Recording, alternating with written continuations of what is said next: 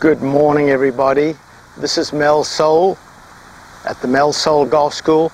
And the first thing I want to say, for those of you that are followers of the blog and watch the blog, you've noticed over the past 2 or 3 weeks that I haven't been doing much. David Olberding and Lance Laws have been doing most of the blogs. I've had some issues, health issues with my foot. I'm still wearing a boot. I had an operation, and then I had to an infection, and then I had to do a second operation last Monday, and I think I'm well on the way to being back in shape. In about another month I'll have the boot off and I'll be ready to go.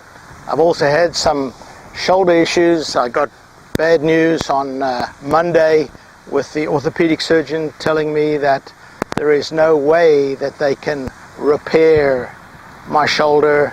I have to go and have a full shoulder replacement, and that takes several months to heal. So I'm most probably going to do that in January, because January, February, and the first part of March is very quiet season for me, and so I won't be able to do a whole lot of teaching, and hopefully I'll be able to get my shoulder working, and who knows, maybe I'll start playing better golf. It'll restrict my backswing in some way, and I'll start hitting the ball better. Who knows?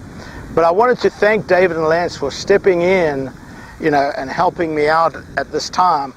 So from now on we'll be sharing these blogs. Sometimes I'll do it, sometimes David, and sometimes Lance. So today is Wednesday, which is course management day, and last weekend I was watching the golf at Colonial at the Dean and DeLuca Invitational, and what I noticed a lot, now it's easy to be a Monday morning quarterback and talk about these things later because I wasn't there, but I thought that the course management of a lot of these pros was very poor when they play in the wind. And a lot of them would airmail the green, and then the next hole they'd be miles short, and they were struggling with distance control. So I went back to the years when I used to play on tour, which is almost 50 years ago, and but I used to use a thing called the Beaufort scale of wind force. Look it up, and it's very interesting. And I think sailors used to use it a lot when they were sailing to judge wind force. But what I used to do was, while I was playing my practice rounds, I would stand there, and if the leaves were moving in the trees just very slightly, that was a 1. If the leaves were moving a lot, that was a 2. If the wind, the leaves were shooting across the ground, that would be a 3. If limbs were starting to snap off, that would be a 4, and so the first 5, it goes to 10, and 10 would be a hurricane. But what I used to mainly use was the first 5. So when I'm standing on the course during my practice rounds, I would stand on an iron into a par 4 or iron into a par 3. I'd say, okay, I've got 150 yards. I'd look around and say, okay, this is a 1. So then I'd hit my shot into the green at 150 yards. When I got to the green, I'd look for my pitch mark, and I'd say, okay, I flew this ball in the air, 140, 150, 160, whatever it was. Find my pitch mark. And then I had a little notebook. I'd write down, okay, I hit my 8 iron. It went with a 1 force behind. I hit it 155 yards in the air. And then I would do that with a 1 force into me. Then I'd go to a 2 force with and against, a 3, a 4, and a 5. So now I knew how far I hit the ball when the wind was blowing. So now I come, when I'm playing in a tournament, and I'd get there and I'd go, okay, I've got 150 yards and I've got a 2 force wind blowing into me. So I'd look at my little chart and I'd say, okay, for me, that's going to be whatever it was, 7 iron. So now I was pretty confident when I pulled that club and got over that I was going to hit the ball the right distance in the air.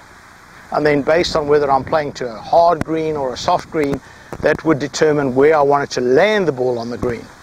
Now, as an amateur, you might think that this is very complicated. It's really not. It's simple.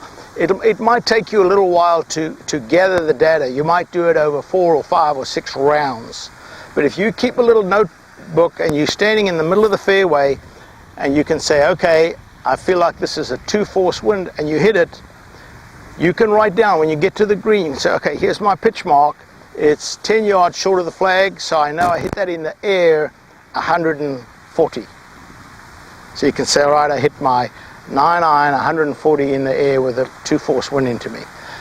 You can gather that data over time, and so when you're playing competitive rounds, you'd always refer to your chart and you'd know exactly which club you would hit, and not like I watch these pros just struggling with, these are guys who play for a living. I would think that they would have all of this stuff wrapped up.